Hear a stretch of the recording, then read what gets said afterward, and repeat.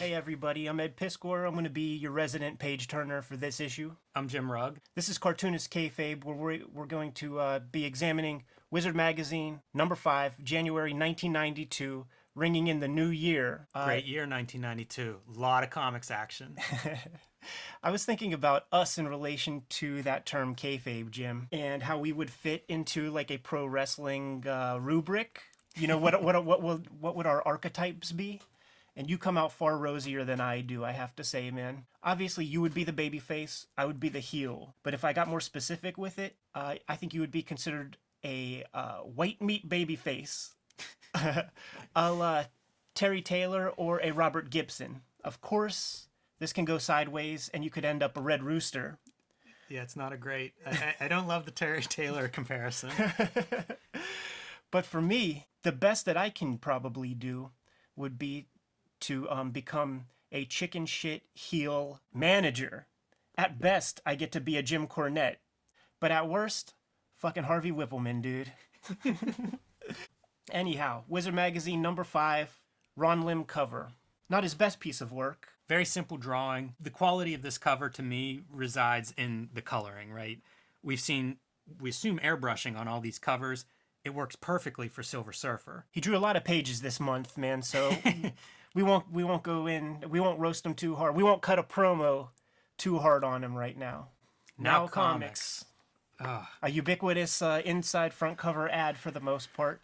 But the more interesting thing is page number 1, an advertisement from Diamond for a new incarnation of Previews magazine distributor book. The simple missive: if you thought 1991 was great, wait till you see 1992. The distributors really reaped a lot of rewards during that 1991 speculator boom of, X-Men 1, X-Force 1, and the Spider-Man 1 Todd McFarlane release. Yeah, from a retailer point of view, 1991 was great. I mean, I don't know if that would be the peak year, but certainly the top selling books, they don't reach 8 million or even 3 million, I don't think, on any books going forward. But 1992, pretty great year. We're going to have a lot of fun talking about it. Nothing special with the table of contents page as per my notes. Yeah, the only thing I have for the letter from the publisher, is a note about James Cameron's Spider-Man. Again, theme of these Wizard magazines and these first couple of episodes is how much comics seem to want acceptance from Hollywood. And I guess it makes sense. That's a big platform to advertise your comics, to license your characters, especially coming from a Marvel DC point of view. So much money lies in that licensing, so Hollywood is the way to go. The James Cameron connection with Spider-Man was always interesting. That used to pop up in Spider-Man letters columns. I think you look at James Cameron's movie career, it would have been fascinating to see what he did with Spider-Man.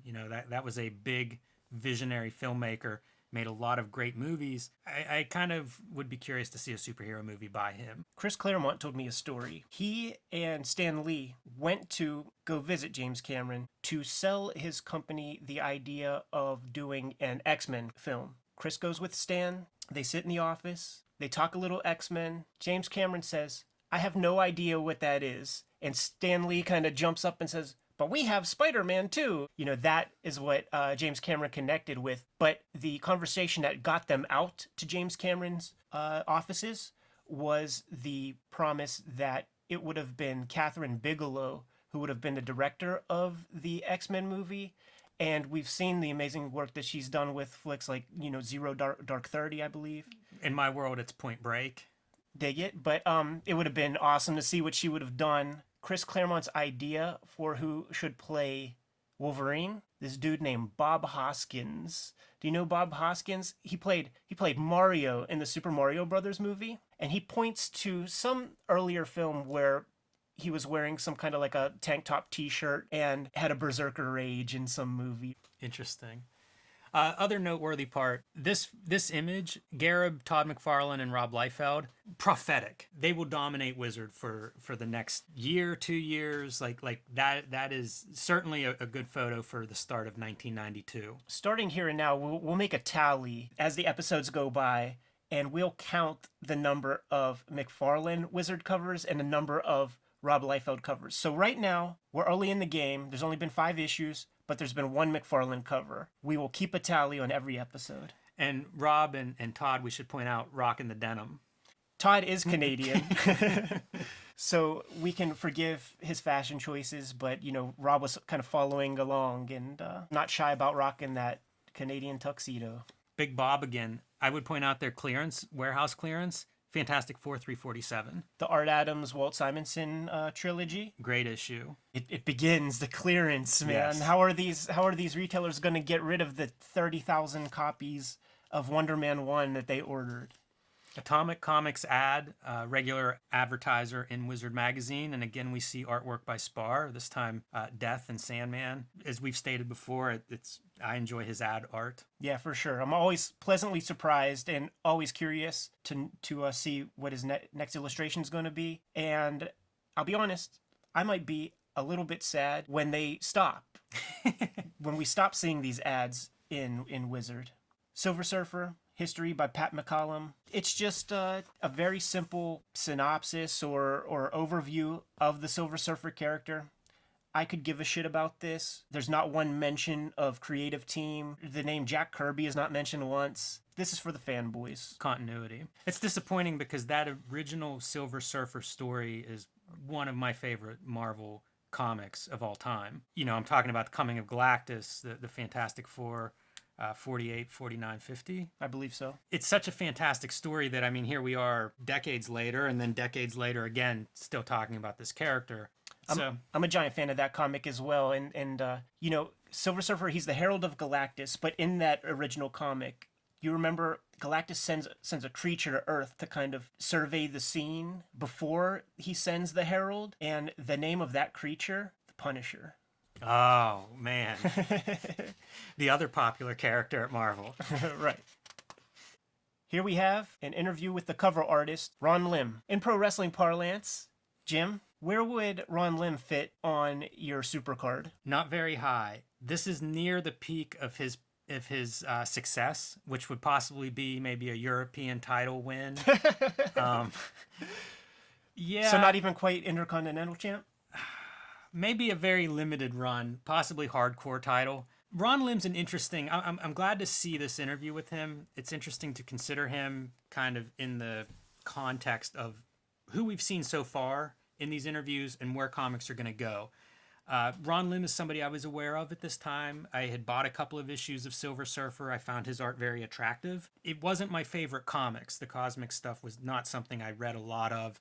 I didn't stick with Silver Surfer, but I was aware of it. Very attractive, clean style, detailed, in line with what was popular at that time. In the interview, he speaks about who some of his influences are, and those influences are pretty much the holy trinity for most of the cartoonists of his generation. George Perez, John Byrne, and Neil Adams for the most part. And we'll see those names repeated quite often. The early stuff, I am into black and white 80s comics, so Ron Lim is represented in some of those old books. So this is Eradicators, #1, published out of Sacramento, California by a guy named Chris Silver. He did Silver Wolf, Greater Mercury Comics. Probably best known for teaming with Tim Vigil on Grips, which was a kind of violent vigilante book, dark and gloomy, mid to late 80s. So this is, I think, Ron Lim's first published work, possibly, 1985, small black and white. This is a slightly bigger black and white title that he drew called X-Mutants, probably a little better known, Eternity Comics publisher, and starting to kind of look like what you see Ron Lim in Marvel. I believe this title was even licensed for some things like, I believe there was a Genesis Sega video game. Oh, wow. Yeah, it wouldn't surprise me. There were definitely non-Marvel DC books that were turned into video games. Yeah. Chuck on the Forever Man. That's the one I think of. Ohio's. Rack. You've seen him at a comic convention, I promise you. Yeah, good looking book. At this stage of the game, Ron Lim has been drawing Silver Surfer comics for 3 straight years. Bi-weekly, for the most part. And I was taking a look at the bulk of the comics that Marvel was putting out this month and preceding months. Very often, he would have 3 concurrent books come out on these calendar months, doing about 60 pages every 30 days. But here's the thing. You could keep that pace with a Silver Surfer comic because you're pretty much just drawing characters and fucking outer space. Right. And also working with an inker to add the details in that outer space, to add some stars and planets with rings around them. Yeah, no doubt about it. But it's a different industry. You know, nobody stays on a book now for 3 years. It's changed so much, you know, and that's kind of what this 90s period is a time of transition from what had come before, you know, where artists weren't that celebrated or recognized and the characters were everything. And so a guy like Ron Lim is kind of straddling that, you know, that 80s post 90s where the artist is more celebrated and is taking more time to produce that artwork. Yeah. Just looking through those Silver Surfer comics, I was quite jealous that most of the backgrounds, it's all terrain as well. There's very few, like the time that I spend on my pages, it's referencing background work and cars and trying to get everything to feel like it's of a world. And he was able to make up most of these worlds without having to tape down a piece of paper and roll out perspective grids and things. Yes. You know, I could draw 30 pages every 2 weeks if that was the case. In this part of the interview, he's talking about how he took over Infinity Gauntlet after had to fill it some big shoes, and George Perez was no longer able to work on that miniseries. So Ron Lim popped on to finish it up. And that would be your equalizer, going from Silver Surfer with no perspective and no referenced material to a book like Infinity Gauntlet that has so many characters. Right. I used to note Todd McFarlane would talk about the difference between drawing a single character book like Spider-Man versus these guys that were doing X-Men and had to be able to draw half a dozen characters or more and make them all look good. And I think it's totally true. You know, it's definitely harder to maintain a big cast. I can tell you it's very true, man, because sometimes you draw those half dozen characters in 8 panels on a page. You know, you might draw 100 people on a page. I've been drawing the Plain Janes again, which is a cast of characters. And I think about them as a team book. It's a teen book and a team book. But I always think, like, when we're figuring out how dense is a page, is there too much happening? It's not the number of panels, it's the number of characters that are appearing, you know, on that page. And it's very different. It's one of those concerns I would never think of if I weren't doing it. But as a actual, like, nuts and bolts of putting a page together, it makes a difference if there are 25 characters visible versus, you know, a 6-panel grid with one character in each panel. A lot of disciplines go into the practice of making comics, and when you're juggling dozens of characters, you then have to become a master choreographer. He's talking a little bit in this article about his workflow, 5 days a week, 8 hours a day. So jobber. It's a very different approach. Last episode, we talked about Todd McFarlane in the video he made with Stan Lee, talking about years of working 7 days a week, 80 hours a week. And, you know, Todd produces one of the highest selling books in comic history, and Ron Lim doesn't. And one of my favorite wrestlers, Arn Anderson, famously said, nobody ever got rich working a 40-hour week. I'm going to stick that one in my pocket. One of the other notes that I took with me from this interview, at the height of artists turning into writers as well, Ron Lim is in no hurry to do so. I was just going to say, they ask him about his goals, you know, looking ahead, 5-year plans, stuff like that. And his hopes are to ink and pencil whole projects.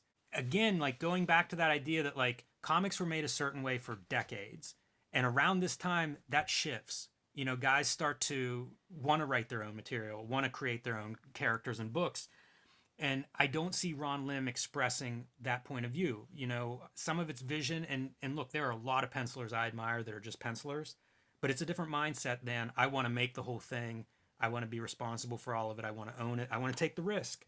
You know, it's a different mindset, and he's not expressing that mindset here. Yeah, I would put him in the category of the graphomaniacs, the people who you give them a job, they will do it. Whether it's Thor or Barbie comics, they will draw the pages. Just put the job in front of them, they'll do it. And might do it very, very well. Sure, yeah. I'm not a lot of my begrudging. favorite comics are produced with that mindset. I mean, you know, John Buscema never wrote his own stuff, and you can't find a bad-looking John Buscema comic. Reading this interview, it made me think about Ron Lim and what his peak is. Because we are in the beginning of this speculator bubble. At this point, it's expanding. It's growing. lots of action is happening around comics, and it's going to continue.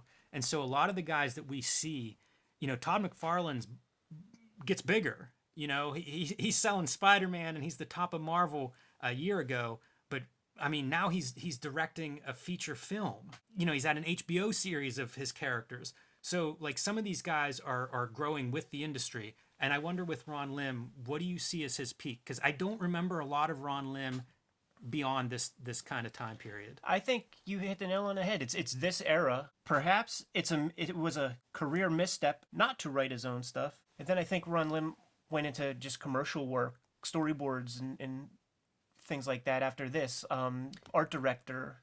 He did a creator-owned line whenever Epic did their heavy hitters, like Dragon Lines, right. I think. There were a lot of weird Epic comics coming out at this point in time. One of them, Captain Confederacy.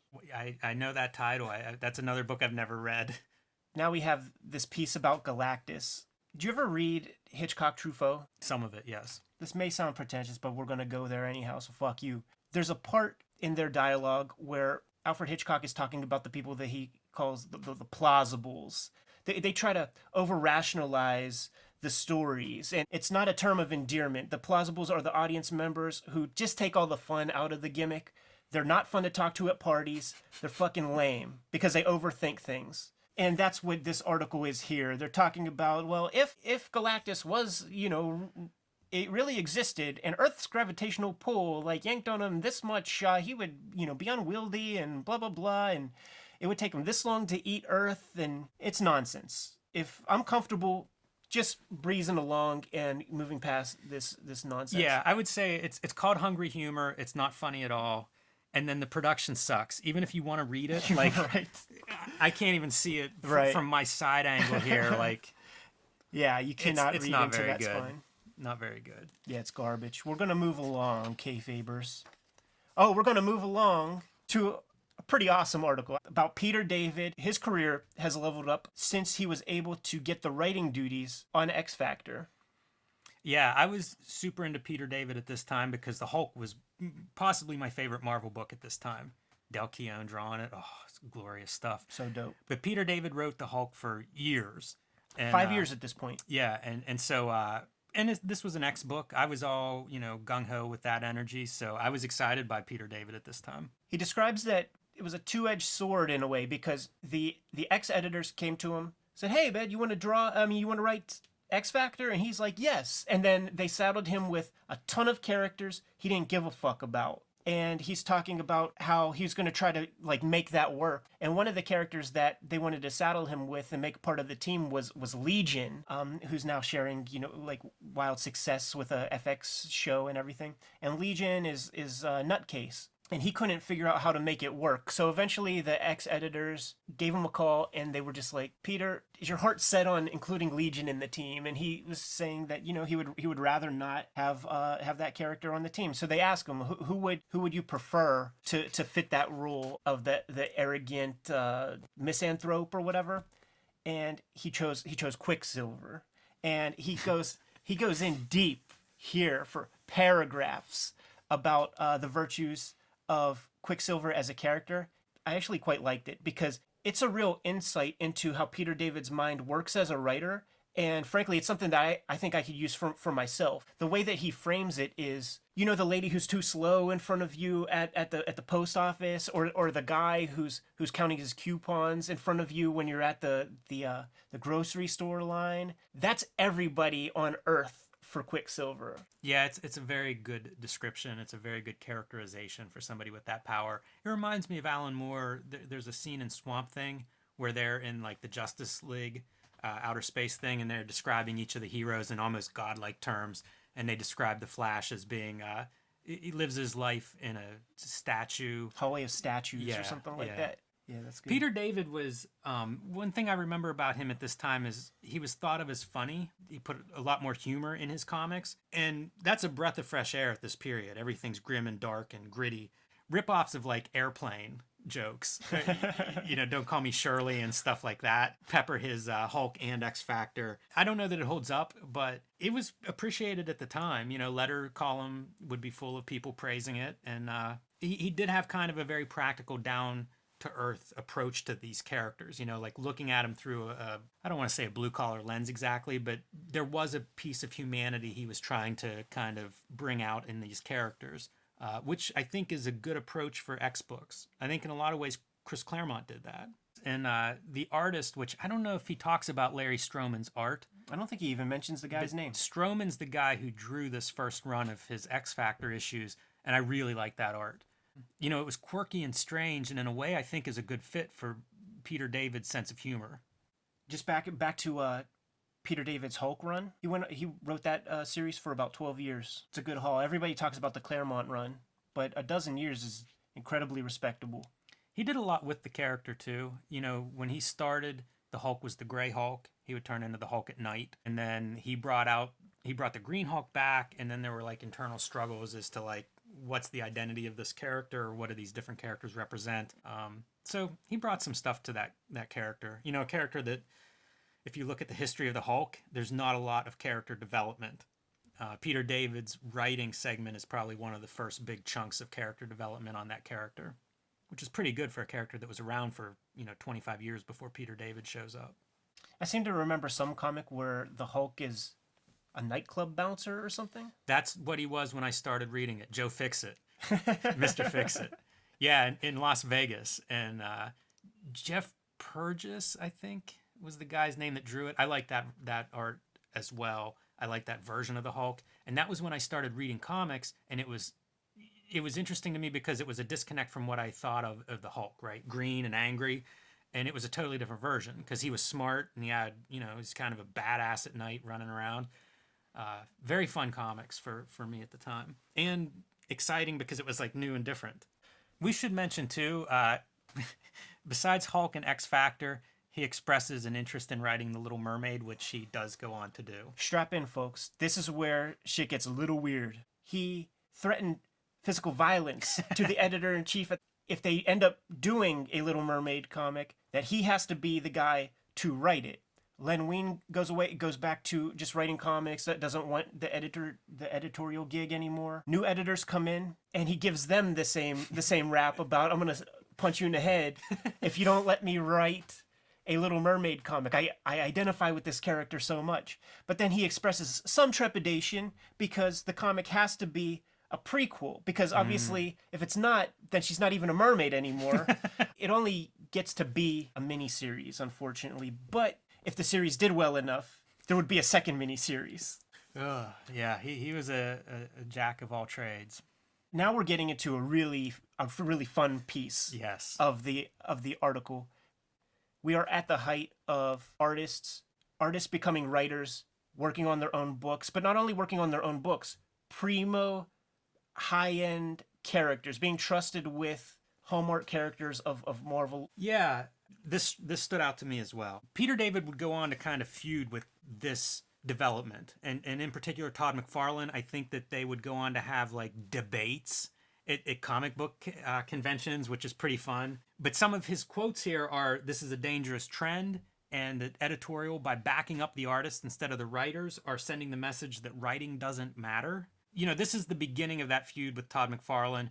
I think it's not just the editors that are saying, art is really important here. Whenever Spider-Man #1 sells 3 million copies, there is no co-writer. It's working totally on Todd McFarlane because the other Spider-Man books aren't selling that many copies.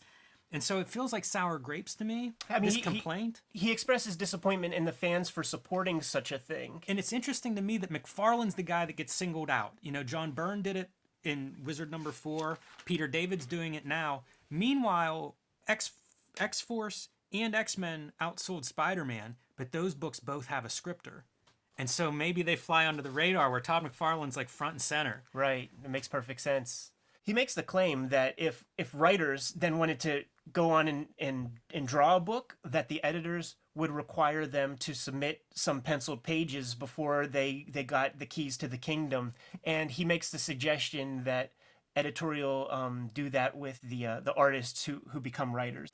Frankly, he's also right, by the way. Like, these comics don't read for shit. I love McFarlane. I love Liefeld. It's totally true, but many of the people on Marvel staff are on staff to sell books. Right. And the books are selling. Yep. They're not on staff to make great art. Right. And I don't mean that as like penciler versus writer. I'm saying in a capital A sense, these books are not being judged on their quality. They're being judged on sales.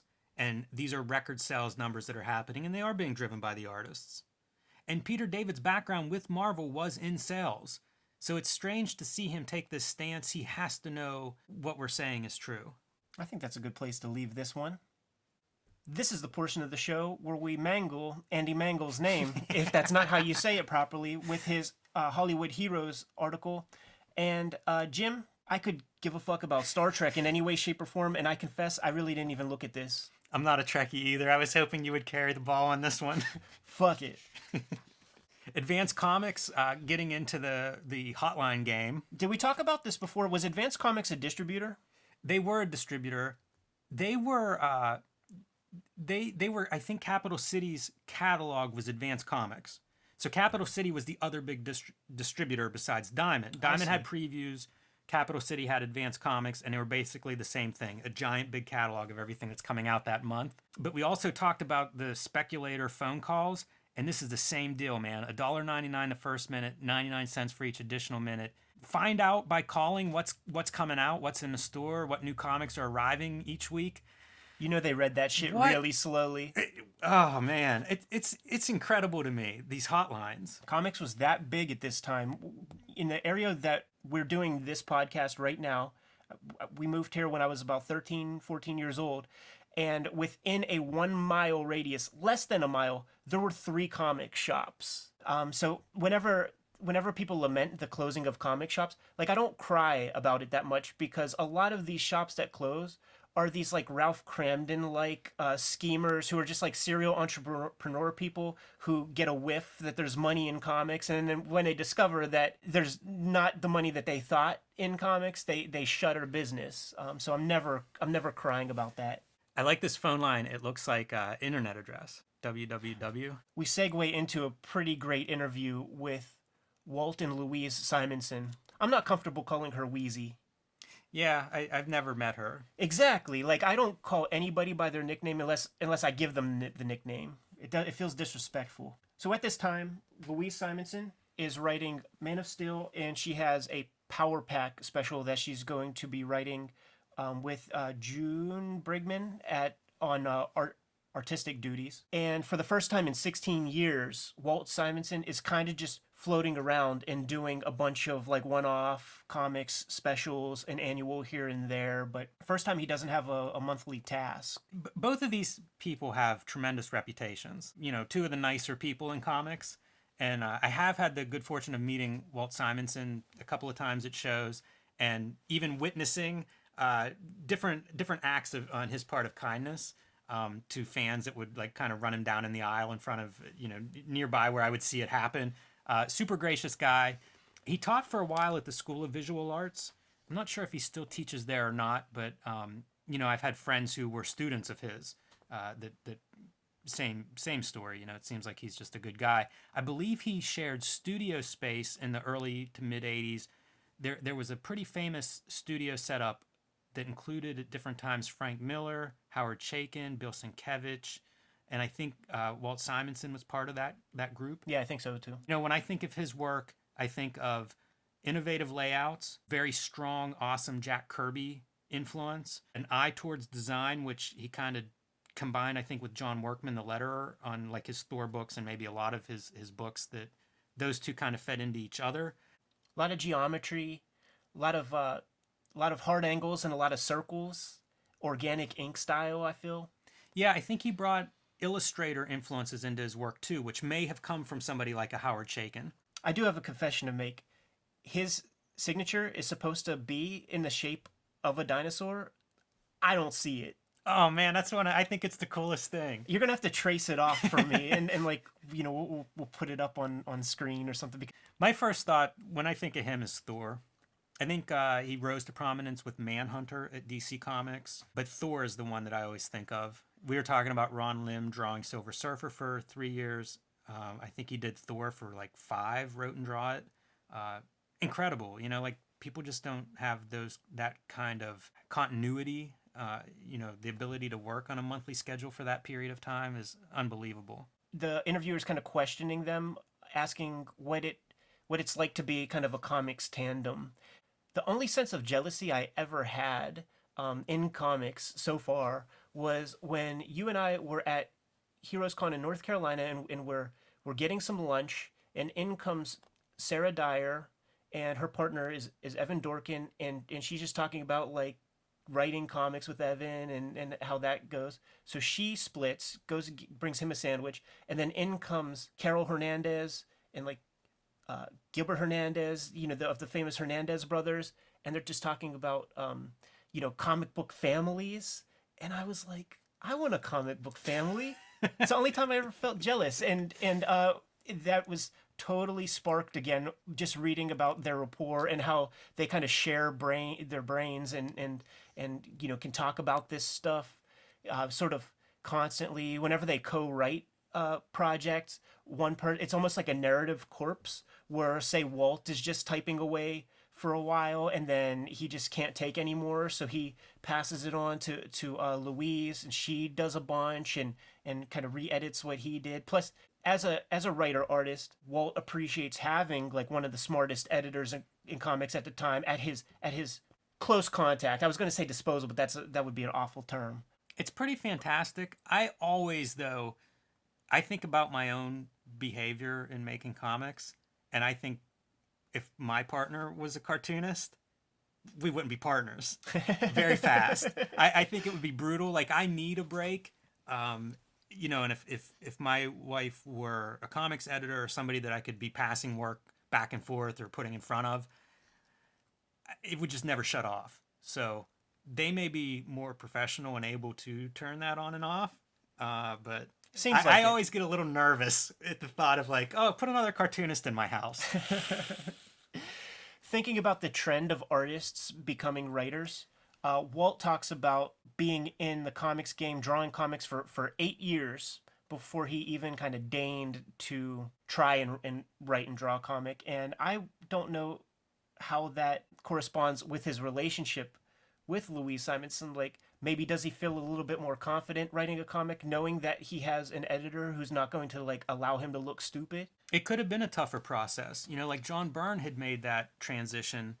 I don't know if their timelines were about the same, but I don't feel like those guys got Frank Miller as well. I don't feel like that generation was scrutinized the way that we're seeing with like Todd McFarlane now from all of these guys. And not that Walt Simonson applies that, but it seems like there was a generation of writer artists that nobody really gave a hard time. And maybe their writing is qualitatively better, but I think that's a hard thing to say outright. I like that you brought up Frank Miller's name, because one of the comics that Walt is working on at this point that the interview was conducted was RoboCop versus Terminator, written by Frank Miller. I think there's an artist edition of that. Should we cut this and order the artist edition? Done. I like that comic a lot. I'm a fan of Simonson and Frank Miller, and Terminators and RoboCops. Like, it all works.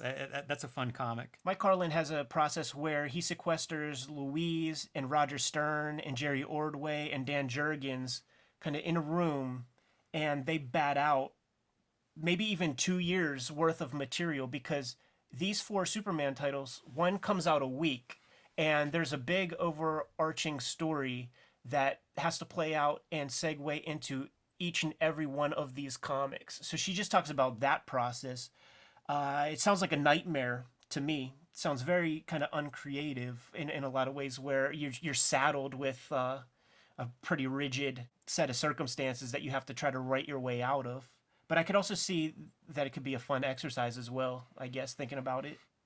Yeah, I read some of that Superman stuff at the time. I didn't care for it.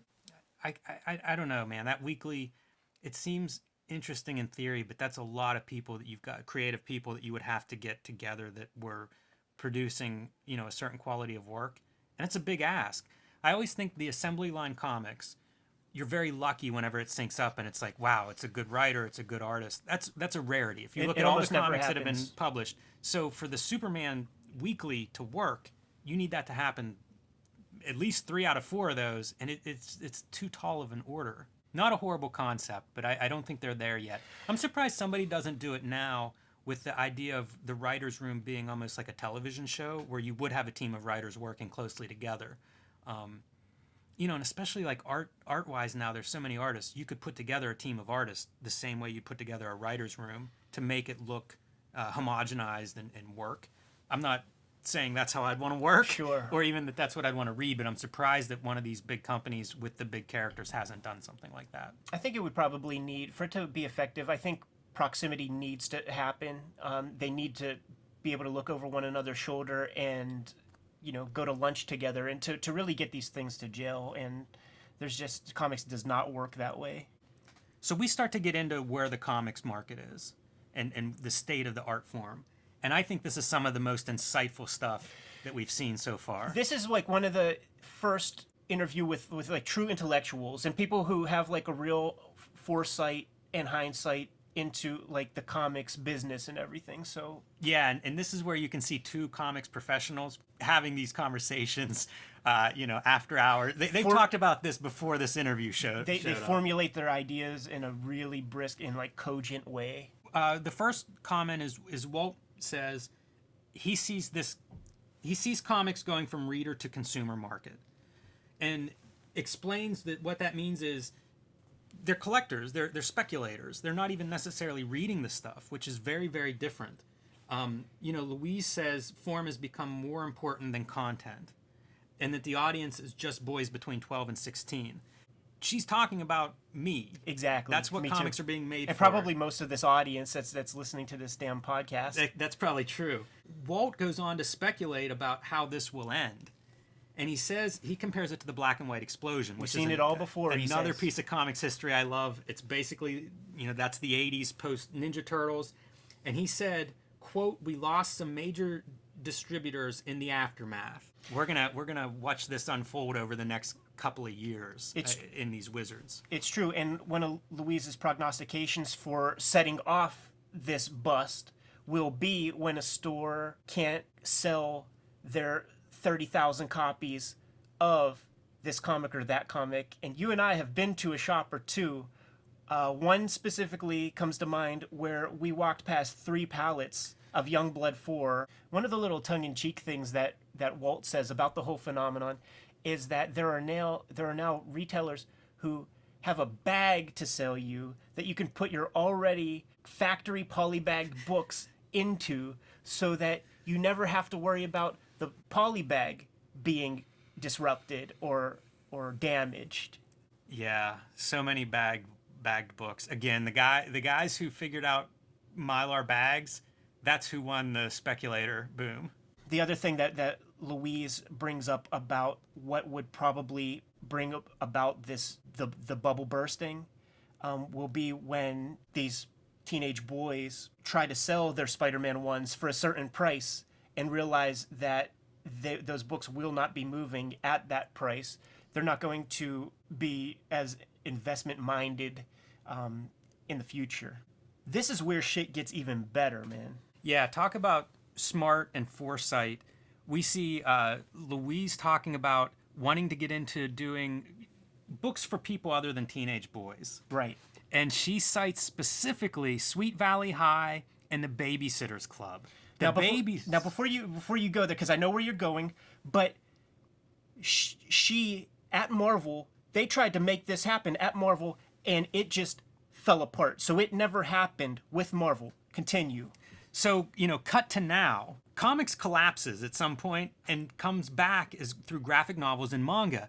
The Babysitters Club was adapted by Raina Telgemeier, who goes on to be the New York Times biggest selling graphic novelist with books like Smile and Sisters and Drama. The Babysitters Club were her first big graphic novel successes. Louise was spot on. There was a market for this material. Yeah, there was a hungry audience, and it took almost 20 years, maybe 25 years, for this to come to fruition.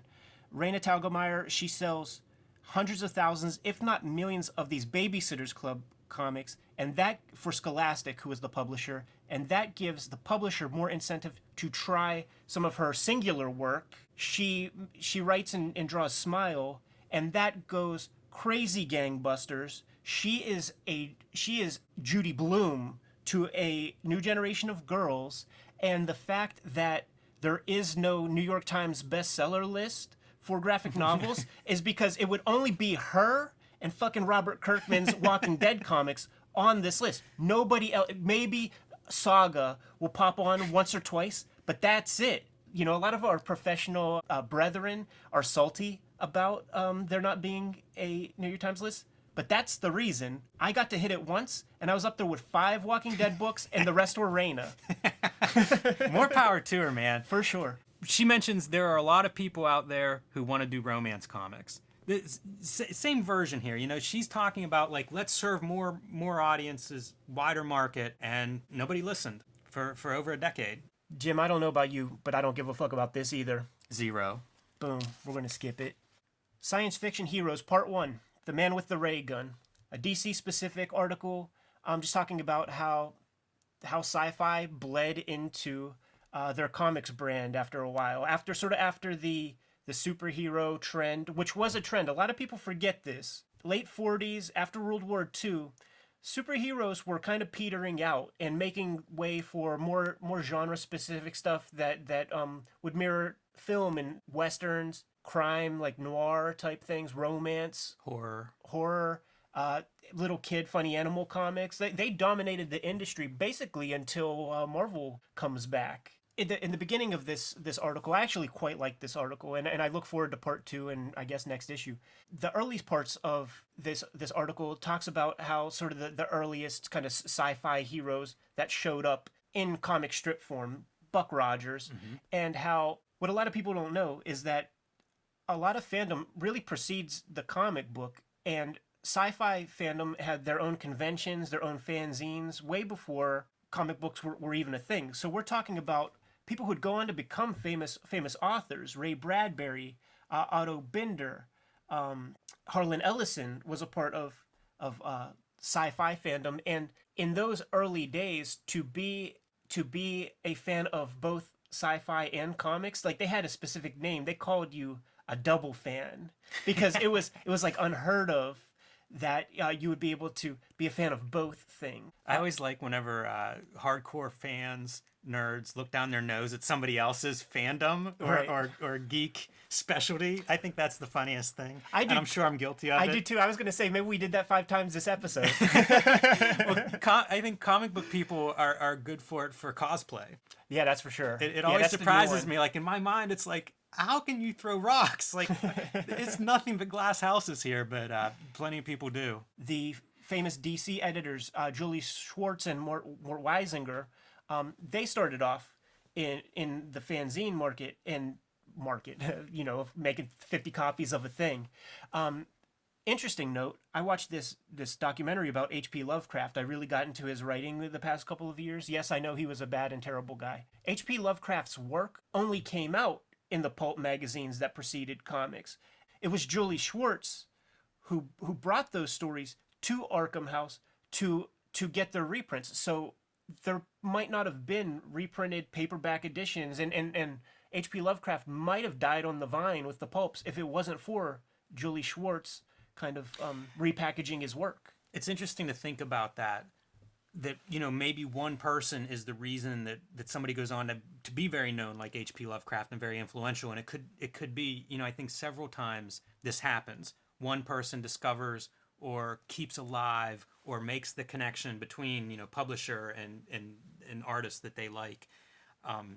You know, and you don't think about it. Like we grew up, H.P. Lovecraft was always a thing. You just take it for granted. But it could be as tenuous as one person making an important connection, and that's the reason he has been pulled out of the pulps and is now something that everybody knows.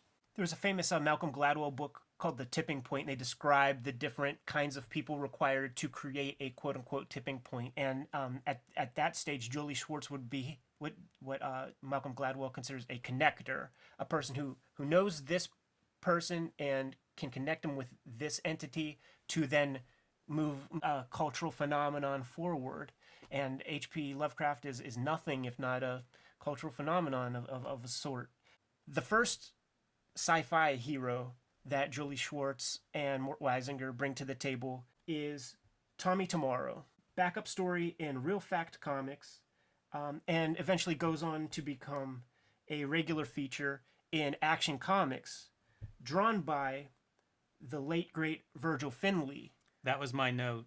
Out of this whole article, that was my big note. I'm excited to see that stuff. Now, Virgil Finley, do you want to tell the readers at home who this guy is? Yeah, if you know Virgil Finley, you know him probably as an illustrator, a sci-fi fantasy illustrator. From the pulps. From the pulps, that fine ink line almost looks like etchings, and just very imaginative. They are definitely on the sci-fi side. I said sci-fi fantasy, but they're definitely sci-fi, outer space, rocket adventures, monsters, aliens, alien landscapes. I love him as an illustrator. I was surprised to see that he has these comics in his past as well, and I'm eager, like you, Ed, to track down some of these and see what they look like, because he is an illustrator that I admire his work greatly. Absolutely. I discovered him thanks to a couple really well curated Instagram accounts that showcase different pulp artwork from the early 20th century, and I was very surprised to see his name in the Rogues Gallery of creative teams here. Another guy who I wasn't surprised to see represented in the science fiction writing portion of the DC Comics sci-fi characters was Gardner Fox. Mm-hmm. He was a part of that early sci-fi fandom and wrote for a lot of the fanzines. Gardner Fox writes strips like Captain Future. And... Great name. I love those kinds of names. They're silly and perfect and simple. An interesting thing regarding these authors of these strips was they got top billing, they got name recognition on the cover of the DC books, which is a vast departure from. I mean, I think lawsuits had to be won or at least settled to get a Siegel and Schuster name on the inside of a goddamn comic. But Gardner Fox and this Edmund Hamilton guy, they got top billing. I bet Peter David loves that. One character I was kind of surprised that they didn't talk about in this feature was Adam Strange. Yeah, I have to imagine that's coming. I haven't read part 2 of this article either, but it does seem maybe they're building towards that. Time-wise, that may make more sense in a part 2. I'm not sure exactly of when that shows up versus the comics that they're covering. But you're right. That's when I think of like a DC sci-fi pulp tradition character. Adam Strange is the one that comes to mind. I think that's the one that most people remember. Pretty good article. We're looking forward to part 2. And to tracking down some of these. Wizard Comic Watch. The left-facing page is the Whilce Portacio section. So Star Wars number 107, the last issue of the Marvel comic from, I guess, Volume 1, has Whilce Portacio inks. Pretty good-looking comic. It's amazing. It used to be like an artist's first book would be sought out or could be a collector's item. And most of them, they're lousy. It's far from their mature style. You wouldn't maybe even recognize them if you didn't know that that's what they drew. And I think that is much downplayed now. I don't know that people collect like a first, at least a Marvel DC type guy. I don't know that they're collected. This is the height of that type of collecting.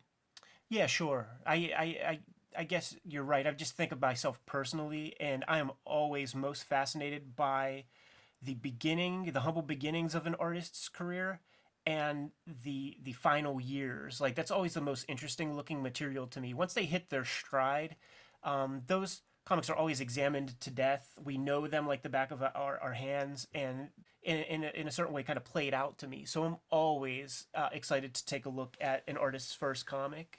Yeah, I'm with you in that regard. I just don't think most people are. No, I don't either. I took a good look at this Punisher comic since Wizard told me to.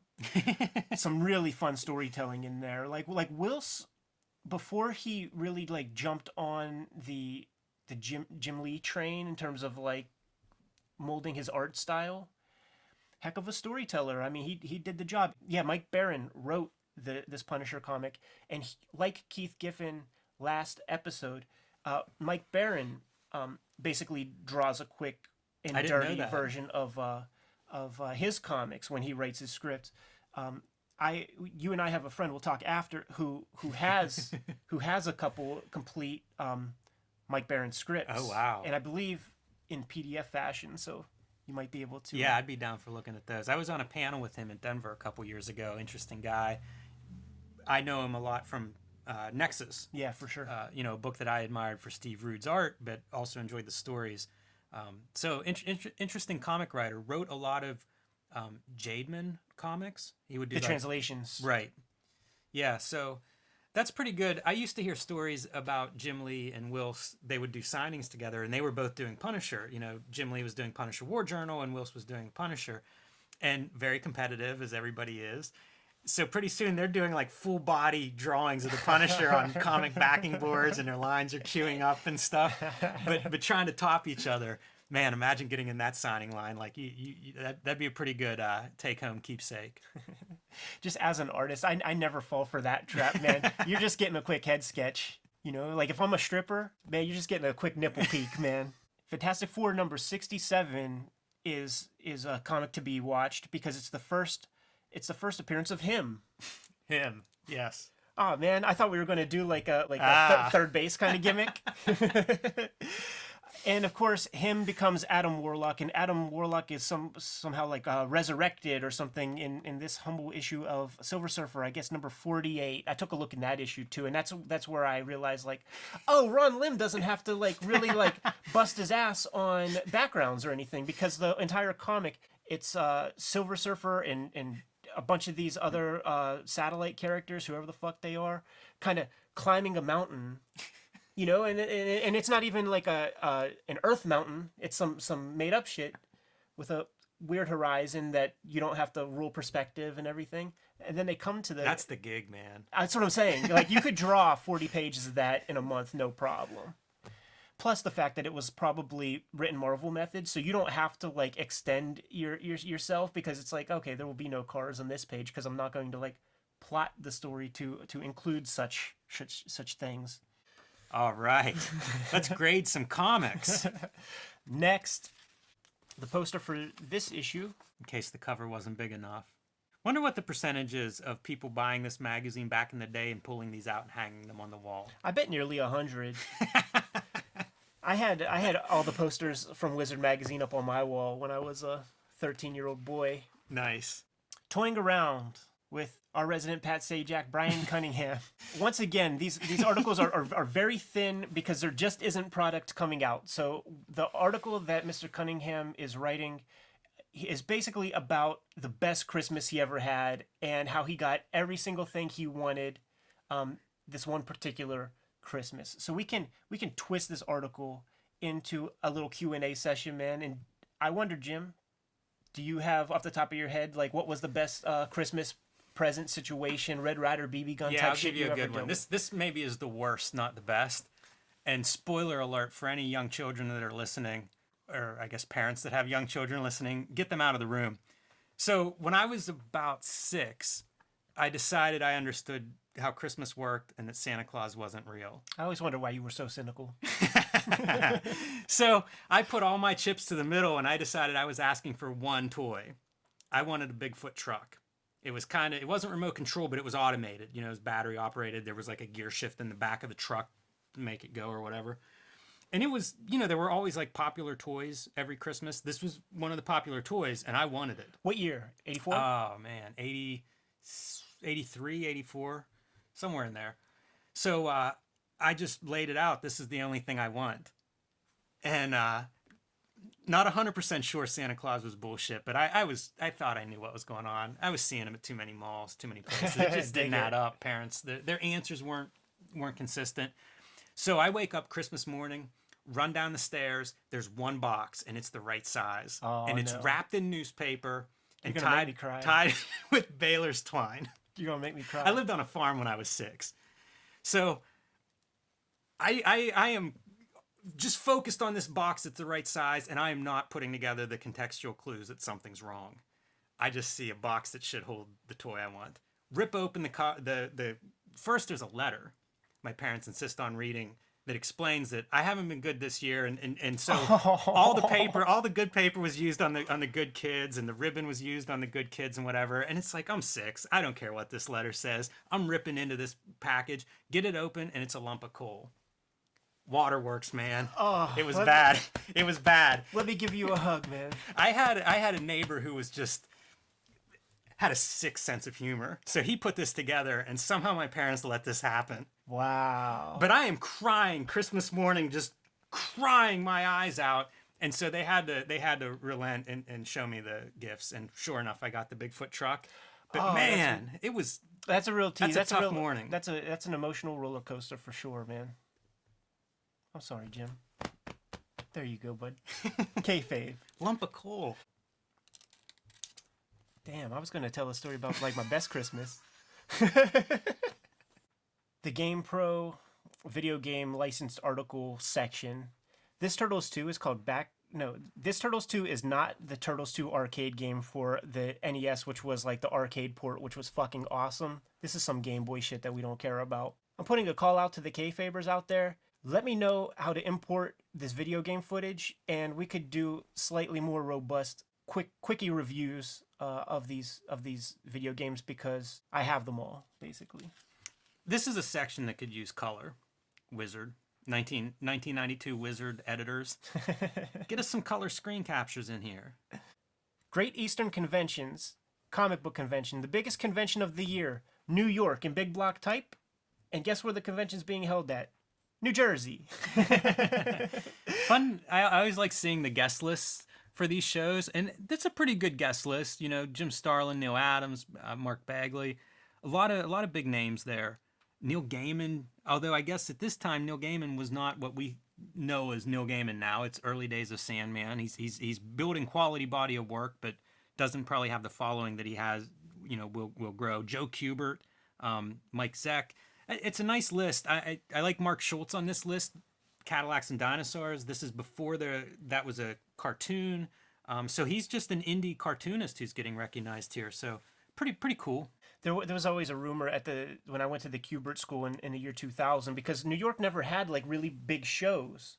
They were all these like church basement kind of gimmicks, and they said that it's because like what the Teamsters wanted in terms of their pay was not financially feasible for the kind of crowd that they were able to bring in. So there needed to be a critical mass before the Teamsters would allow the comic conventions to be there in the Javits Center. Yeah, whenever they started that up in like 04, 05, New York Comic Con, what we know of today as New York Comic Con, one of the biggest shows in the country. That was a big deal whenever they started putting that on. Yeah. And before it happened, you know, leading up to it, there was a lot of speculation about how it was going to go, how it was going to work.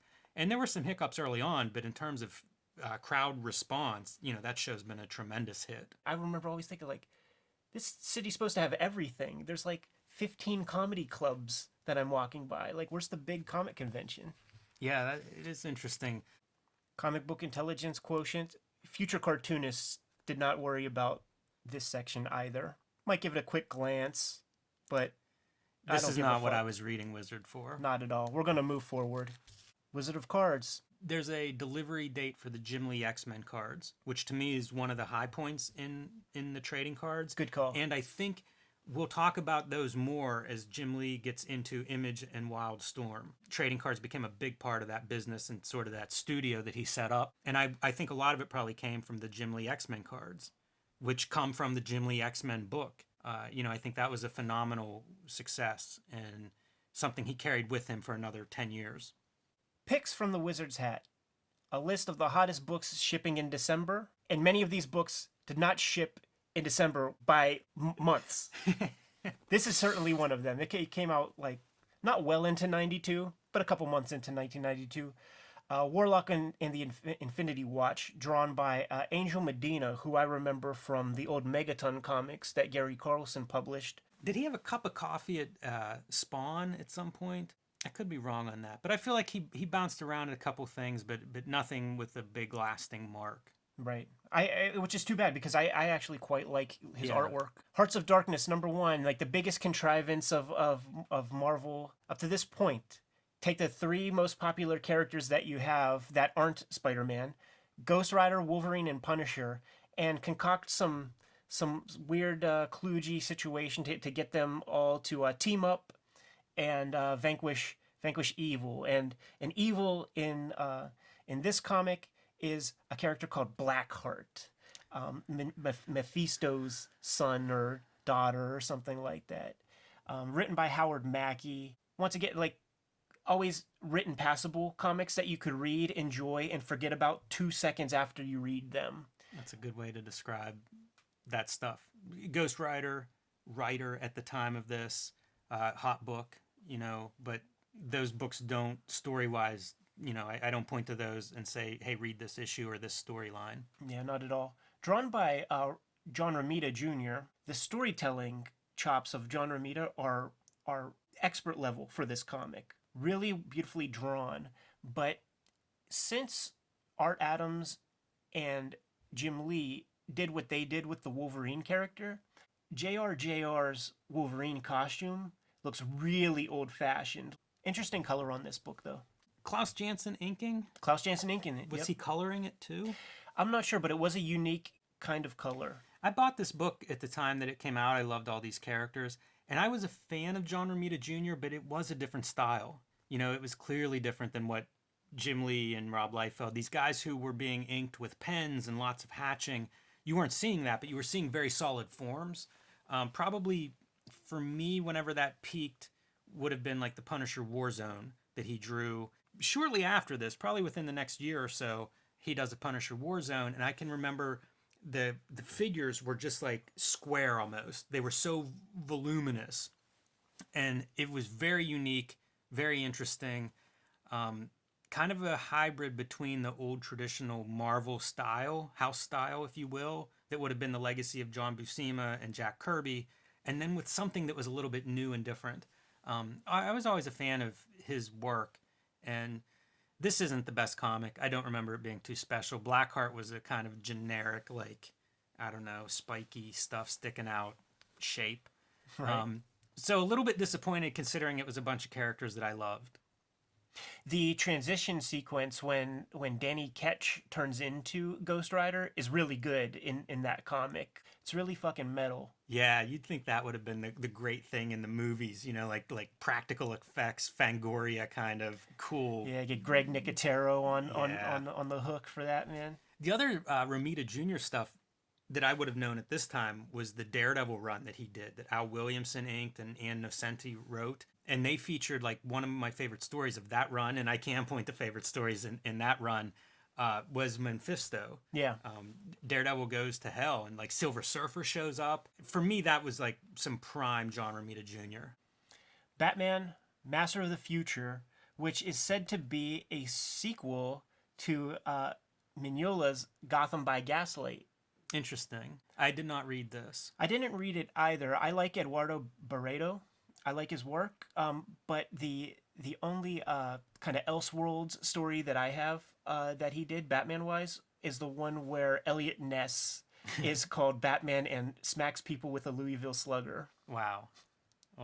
Written by Max Allan Collins. I actually like that comic a lot. It used to be very... Spotting blacks was a skill that was important. Cartoonists valued that. And so, like, when I look at this, I feel like he does a good job of spotting blacks there. Like, it's a good-looking rendition of Batman, but it's hard to tell much in one image. Yeah, he knows what he's doing. Rye, #1, Valiant Comics. What do you know about it? I don't know much of anything about it. It's a Lapham cover, good-looking cover. Rye Zero was a send-away book, I think, or a flip book on Magnus that was super cool. It was like him in front of the big red circle dot, like the flag. Tied closely with Magnus, they're both set in the future. The year 4000. Part of the Valiant, universe. Star Wars Dark Empire 1, written by Cam Kennedy. This is wrong. Yeah. Written by Tom Veitch and drawn by Cam Kennedy.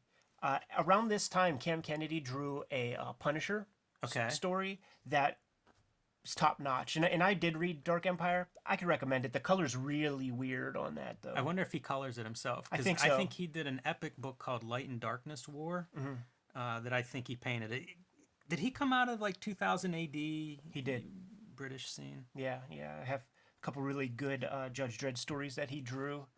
This was the beginning of the Star Wars license at Dark Horse.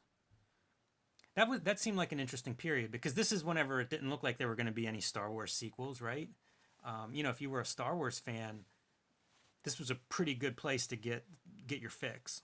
And what a story too. Luke Skywalker goes over to the dark side, and he's the only Jedi to be able to make his way back to the light. Good hook. I used to come across sequels, or like there were paperbacks that were written that were kind of canon for a little bit. Right. And the story seemed so good. It was like, why aren't these the sequels? And now I think it's probably all been rejected and thrown out and who knows what. Sure. So Bisley is very popular, and DC is figuring out every way they can to sell old rope and and nice slipcase edition of a bunch of Lobo comics. Not all Bisley, unfortunately. Yeah, first appearances and such. And I actually didn't look at this comic, but hell of a cover. Yeah, great cover. Hell of a cover. Like, that would not pass the Comics Code Authority. I couldn't imagine. Especially that, right? Injury to the eye. Yeah, you can't get away with that. Jack Cole put an end to that. I love this image of Punisher. This was one I would see in different places, and that was everything for me. Yeah, Jim Lee was a bad motherfucker, man. And there's such rare morsels of like him inking himself, and that is a really good example. In the same way that Bisley was popular and they were repackaging his stuff, that's what we're dealing with here. Just an early Jim Lee Punisher trade paperback. I would point out, a couple of things here. The Ray early Joe Quesada book. Nice. Goes on to be editor-in-chief at Marvel for a very, very successful, period of time there. And then in the number ones, if I were going to pull out a book, I would do Tundra's Cage's number one. This is Dave McKean did a 10-issue series, magazine format, about the people living in an apartment building and how their lives overlap. When you look at the other books that are on this list, a very complex comic graphic novel. I think it's interesting that it's published by Tundra. Tundra was Kevin Eastman, the co-creator of the Teenage Mutant Ninja Turtles. That was his publishing imprint. Ran for a couple of years. There are a lot of famous stories about how that works. It's covered in Wizard in a future issue, so we'll get into it there. But very like artist vision driven publisher. When I find Tundra books now, I almost always buy them because they are interesting. They're all over the map. Cage's featured a lot of 9-panel grids. It featured how to express things like music in imagery. There's an issue that's all basically a cat's point of view, as it's like wandering around and trying to get into the apartment building and like, climbing around fire escapes and looking in windows and things. So pretty inventive, pretty interesting. 2 colors. It's been collected as a big book.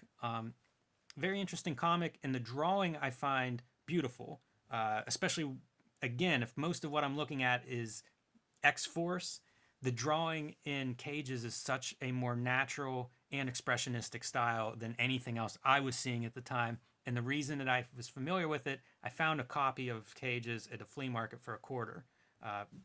Before I had access to a comic book store. It was probably like a $4 or $5 book that I would not have bought anyway at the time. It looked weird, but for $0.25 I bought it and read it over and over because that's what I did. Like I only had a few comics and really left an imprint. It was a different approach to comics, unlike anything I had seen at the time. Most Tundra books kind of have this reputation of not completing what they started. Was he able to tell his whole story? I don't think so. I would have to look at them, to see the publishing imprint because I bought them over the years. Right. I think I'm still missing one of them. And then whoever collected it, I think it's gone through a couple of publishers in collected form. But I don't think it made it through Tundra. I think it took years and years to get all of it done. And Tundra did not last that long. The only thing of note with the Japanimation advertisement is just the sheer cost of these VHS tapes. Some of these flicks I know, like Black Magic 066, that's the early Masamune Shiro, and Appleseed, they are like barely an hour long, and they want $35 for these tapes. Makes me think about when I was working at a video store, and I got a hold of the distributor book because I wanted to make some changes, and it was a mom and pop shop, and there was some leeway to I'm so jealous to you get some worked good at a stuff video in there. Store. I wanted to I wanted to bring into the store a copy of the Garbage Pail Kids VHS movie. And In the distributor book, the thing cost $300 because supply and demand, they only made so many of these damn things, and the warehouse might have had 10 copies or whatever. Decision was vetoed because in order to make back their money, they would have to rent it out maybe 600 to 700 times for them to make a profit. Here's something for this page. All the Speed Racer titles are amazing. Gang Assassins, The Car Destroyer. These are great. I'm on board here. Car with a Brain. That's the one that jumped out at me. I remember meeting some people from Spain, and we were talking about just like the weird translations of American shows into Spanish, and Knight Rider translated to Fantastic Car. Collecting comics in the 90s. You have something to say about this? This talks about how Wizard gets their prices for the price guide. And, you know, one of the biggest criticisms of Wizard is the price guide, is this collector, speculator boom that they're just pouring gasoline on the fire of. And so this talks about them contacting stores around the country and even overseas, foreign countries. He doesn't say overseas. He says foreign countries, so, which leads me to believe that they just went over the border to, like, you know, a store in Toronto, Niagara Falls, and was just like, hey, what do you charge for New Mutants 87? You know, like they dialed it back from the last issue when they said around the world. Gotcha. We retrieve our prices. So that's kind of what this is. It's just really laying in the groundwork for speculation, for, you know, thinking of your comics as investments. Going along with an earlier letter, acknowledges that they get some prices from readers who he calls scouts, and gives a submission address in case you want to send them a quick note to see what you think comics are valued these days. It's amazing. Market watch. The only thing I would note on this is you see the peak here for Marvel's the white bar. This is X-Men #1 month. You see their profits going down, and also DC. They're kind of getting closer together. We've mentioned Todd McFarlane leaving, Chris Claremont leaving. This is going to be something that we watched throughout 1992, and it's going to be very interesting the way these companies, I don't want to say struggle, but the way their market share evolves. They start talking about some of the hot books with the hot creators who are worth some investment. Will Portaccio is one name. Rob Liefeld is another. And the X Factor books by Peter David and Larry Stroman are also on that list.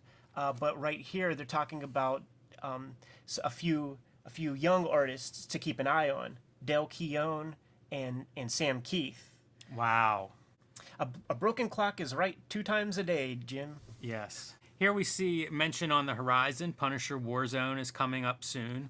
I mentioned John Romita Jr. drawing that, a book I was very excited by at the time. They're also prognosticating the emergence and the value in Valiant comics. The value of a Magnus robot fighter is increasing. Solar, Exo-Manowar. Top 10 books for this month. That first appearance of Cable rounds things out in the #1 slot, usurping Robin 2. Joker's Wild, which was the #1 book last month. Can't believe that's still on the list. And who knew that they even made an X-Men #281? I thought that it was finished when Claremont quit writing it. Here we have first appearance of Bishop. I don't Right. know if this book has been on the top 10 before, but that's a character that gets some play. Same with Gambit. We've seen in previous issues. So it's a lot of first appearances. Right, first appearance of Baby Cable. Cable Fever, man. He dominates 3 slots in the top 10. Top 100 books, leading the charge, X-Men #4, Jim Lee. Wolverine 50, Mark Silvestri. #4 slot, Uncanny X-Men 284, Will Portaccio. #6, Spider-Man 18. I believe that's one of the early Eric Larson ones, because Rick Leonardi had to do a couple fill-ins early on. X Factor 74, 9th is in the 8th spot, Larry Stroman. All future Image creators. Yeah, probably year one Larry Stroman might be a little bit later to the party, but not much. Right. Year one in a couple months. Some of my favorite parts of old Wizard magazines is seeing the photos of the cartoonists whose work we love and adore. Brian Stelfreeze makes the cut in this issue. I don't know really what he would have been working on in 1991, but I know that he did a comic for Comics Interview called Psycops, but that was in like the late 80s, I believe, so I'm not quite sure what he was doing in 1991, but fans nowadays, readers nowadays will remember him as a Black Panther artist. Yeah, that's probably a big one. I like his work a lot. He was a guy who would color his own work from an early time. Sometimes he paints things. Great color sense, which most comics at this period were not. They were very poorly colored. So Stelfreeze always stood out for that reason. He was part of a collective studio, I think in the Atlanta area, Gaijin Studios. Right. I don't know if they were active at this point, but early 90s, mid 90s, I think they were a group. Dave Johnson, Jason Pearson, Adam Hughes, maybe. And I'm not sure when they were all together in that unit, but he's a guy who we see at Heroes Con in Charlotte year in and year out, and man, always doing like art demos and having beautiful pieces of art on display. So, just probably a better illustrator than comics usually has. So it always stood out to me. Very high level of attention to detail, composition, color. I like this Dennis Cohen photo because it is taken from an advertisement where he was the model for, it's called something like Dewar's Blended Scotch Whiskey. Really? Yeah. So, like, he's there. It says something like Dewar's profile, and then it has, like, a little questionnaire that he's filling out, and he talks about, after a hard day's work of drawing comics, his blended Scotch whiskey is there waiting for him. Wow. The image is showing up on cam right at this very minute. Great photo though. I always think of author photos and stuff. That's a good one, and I guess if you Professionally composed, an advertiser to do a photo shoot of you, you get some good photos. Look at that Bill Sienkiewicz mullet. Amazing mullet, amazing hair, and it doesn't stop at his head. You can see it coming out of his shirt. I heard that's why he wears a gold chain around his neck to let him know where to stop shaving. I love the Todd McFarlane pick too, because it's like Wizard has to show some of their own product in the shot, and it is just a giant like 3x5 foot banner of the cover of Wizard 1. And Todd's giving the grin as like, ugh, what did I sign up for? Check into Cable's first appearance here. What do we have? It went up in value. New Mutants 87, first appearance of Cable, worth $52. Part of the reason I was a fan of Wizard is because I had that comic. Yeah, you could calculate, you might be able to put yourself through college with enough New Mutants 87s. This was interesting. The value of previews catalogs. And one of them is 20. What? On the regular basis, something that's like, I guess it's probably comes packed with some kind of nonsense gimmick that's really hard to get. Wow. If you bought previews, a copy of previews for $27, I'll sell you some fucking magic beans. Man. Yeah, get in touch with us. We have lots of stuff for sale. And we don't give a shit about the show and convention calendar, except in regards to Pennsylvania, which there's something in Lancaster, but that's far enough away that I don't care. Any of these letters stand out to you, Jim? Yeah, so I want to read a little bit of this one. Number 6. Dear Wizard, he has several questions, but he asks, in the price guide of your magazine, it says X-Force number 1 with the Cable card and a black UPC symbol is worth less than the white symbol. What does that mean? So the seriousness with which people are taking this is mind-blowing. It doesn't mean anything. I didn't even know there were different color UPC symbols on any of these comics, and I was a nerd for this stuff. There was something that just came out. It was a believe it or not, it was a Twitter moment not too long ago about the cover of X-Men 1, and it showed on one cover there is a UPC with Captain America's head, and Wolverine's claws are sheathed. We'll say they're inside of his wrists, and then that same drawing on a different version of the comic, Wolverine's claws are out, and people are like, "Why is that?" And as artists, you take a look, and it's very simple. It's Jim Lee didn't want a tangent of the claws going into Captain America's head. Ultimately, he said that, but it was like it blew up. It was a moment on Twitter that was being like passed around and retweeted. Some cool envelope art starting to show up. This is going to become a feature that I love very much. Early days of fans sending in their artwork, but definitely as an aspiring artist, this was something I could get behind. Too bad it doesn't show up so well. Yeah, it's not there yet, but It'll be in full color within the next few issues. And next week, we're going to cut promos on Wizard Magazine number 6, Sam Keith interview. Without further ado, my name's Ed Piskor. I'm Jim Rugg.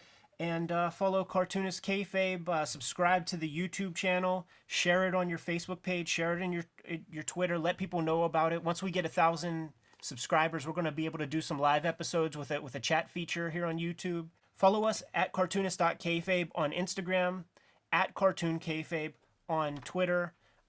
Jim and I both have personal accounts. I'm at Ed Piskor on every social media platform. And I'm at Jim Rugg Art.